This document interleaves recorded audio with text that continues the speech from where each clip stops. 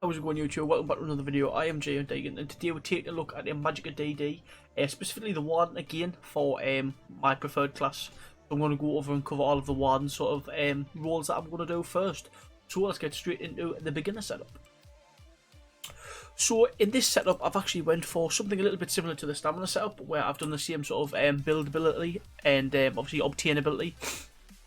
In this setup, I've done crafted gear again, so it's easily obtained from straight off the bat at 160 if you've saved up a little bit of gold.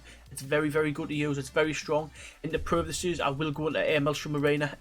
I'll post the results after, and I'll do it with the stamina day as well. So up first we have went with the obvious choice, Julianos, because of the spell crit, max Magicka, spell crit again, spell damage, and it all adds up. It's very good, obviously with max mag enchants. It is very useful useful to have. Now for the second set, Pete might seem a little bit crazy for this, but I like the flat stats for the more I can spam a little bit more when people start to panic, and I start to panic because you still do it at this champion rank anyway. I went for Shackle Breaker. Now why I've done this is for the extra stamina recovery and the weapon and spell damage. That is very, very good just in terms of flat stats. Now if you have a little bit more gold, maybe try and get Shackle Breaker jewellery and then weapons, and then go for a monster helmet here. Or if you do have more gold, I'll show you another setup in a second. But for now, on the jewellery, I went for willpower for extra, obviously like the extra flat stats. It all does add up. Now you just seem to have a sort of never-ending Magicka pool with this build. It's pretty strong. It is very strong. This is built for more survivability as well, so you still have the chance to actually survive a lot more than you would usually with something that's like a bit of a glass cannon, if you get what I'm saying. It's a good build to use if you're just starting out and you want to learn Warden. It is a very solid build. I would very much recommend this build obviously of my own. But if you do have a little bit of money behind you and you would like to try something else, you can always go for a more damage glass cannon sort of approach, depending. And in that case, you can go for Mother Sorrow, which can be bought as well. I just went for willpower because it's a lot cheaper for newer players. But obviously, Mother Sorrow speaks for itself. It's just a standout class. It's amazing. It's been meta for the past like 6 or 7 patches. In this, it adds the maximum Magicka, the spell crit, and the spell crit again. I've went for infused with the flame damage enchant. Because it just seems to melt. And obviously on the jewelry, go for 3 bloodthirsty. Can't speak. Because obviously under 90% health, it does a lot more damage.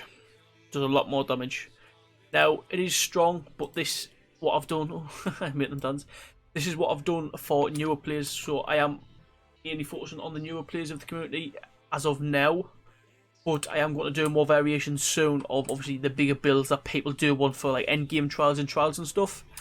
But for getting through VMA and getting your first couple of vet dungeons done, this is an absolutely solid build. I could not recommend anything anymore. In terms of stats wise, oh, I'm not getting attacked. In terms of stats wise, it's a phenomenal build as well, to be honest. Basically, with this, we're sitting at nearly 40k max mag. Nearly 19k max health, which is phenomenal as in terms of flat stats, as I said before. And max stam at 17.5k, obviously for dodge rolling, breaking free, and even just general sprinting. It's a very good build because it's sort of got that little bit of everything. There, max mag, 1600 mag recovery. That is if you run 3 mag recovery glyphs, which is you can do if you want to spam a little bit more, but if you want more damage, maybe do 3 of the damage glyphs and then run maybe like a potent brew for obviously a little bit extra recovery and obviously the more damage output. But for stats, that's pretty solid.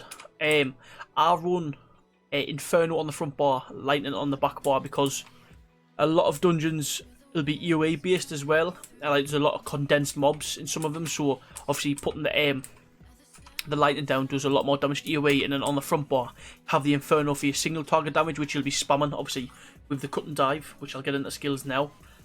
But stats wise, it's amazing. I run the Shadow Wonderstone. I am Vampire, which I do sort of regret because it kicks you in the balls sometimes, but it is good, so personal preference, up to you really. Now on the skills bars, I do have Inner Light, obviously for the extra Magicka and the spell critical.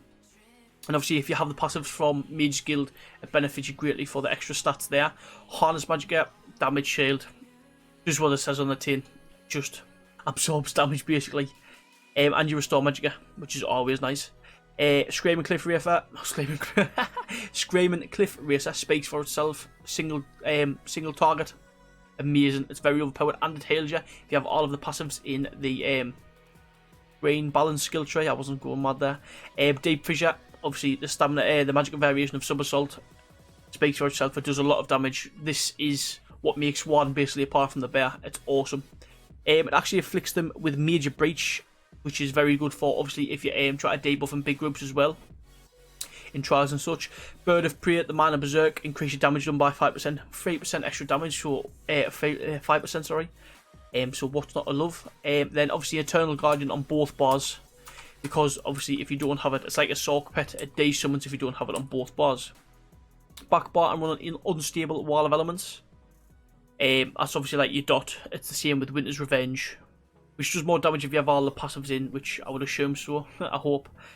Blue Betty, this is your resource management, restoring obviously all of your Magicka, and increasing your weapon and spell damage, which is always nice, as always. Elemental Drain, this is for debuffing the boss, especially if you're in dungeons or you're by yourself doing a world boss. This helps, it gives you Magicka back, so I can't speak today, I'm sorry. It gives you Magicka back in the long run, which is always nice, so you're not really running out of Magicka, but with this build you shouldn't really run out of Magicka, to be honest. And then for a little bit of a little heal, I've got Living Trellis. Now what this does, once you've killed an enemy, it heals you. It heals you back up to whatever I think it was the damage, a percentage of the damage done. So the damage output actually results in your healing. It's like a little bit of like Briarheart, but a skill, if that makes sense.